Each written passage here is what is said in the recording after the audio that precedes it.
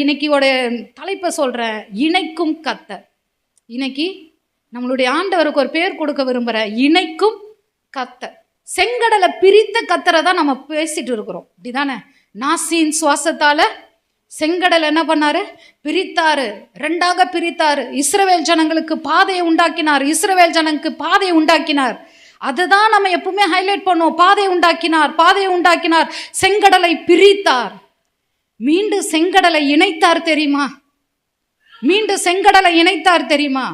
செங்கடலை பிரித்தது இஸ்ரவேல் ஜனங்கள் எகிப்தை விட்டு விடுதலை பெற்று வெளியேறுவதற்காக. செங்கடலை இணைத்தது பின்பாக வந்த பார்வோனையும் அவன் சேனையும் மூடி போடுவதற்காக. இன்னைக்கு கிறிஸ்தவத்தில் 2 அனுபவம் இருக்கு. ஒன்று, நான் ஆண்டவருக்குள்ள வரல, அந்த ரட்சிப்பின் அனுபவம். நான் ஞானஸ்தானம் எடுத்து ஆண்டவருக்காக நான் ஒப்பு கொடுத்து ஆண்டவருக்குள்ள வருகிற அந்த ரட்சிப்பின் அனுபவம் என்பது என்னன்னா, ஒரு பிரித்தெடுக்கப்படுகிற ஒரு அனுபவம். இந்த உலகத்திலிருந்து நான் என்ன பண்ணப்படுறேன்? பிரித்தெடுக்கப்படுறேன். இந்த உலக காரியங்கள்லேருந்து நான் பிரித்தெடுக்கப்படுறேன். பழைய எகிப்து, பழைய பாவங்கள்லேருந்து நான் பிரித்தெடுக்கப்படுகிறேன். இது ஒரு அனுபவம். இதுதான் செங்கடலை பிரிக்கிற அனுபவம். செங்கடல் பிரிந்தது, மீண்டும் என்ன பண்ணுச்சு?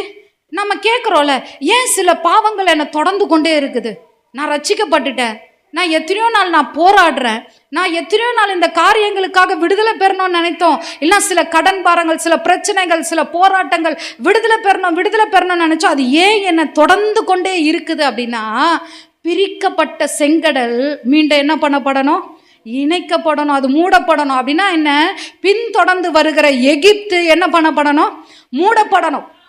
ஆண்டவர் பிரிக்கிறதுக்கு ஒரு நாளை வைத்திருந்தார் என்றால், இணைக்கிறதுக்கு ஒரு நாள் என்ன பண்ணாரு? வைத்திருந்தார்.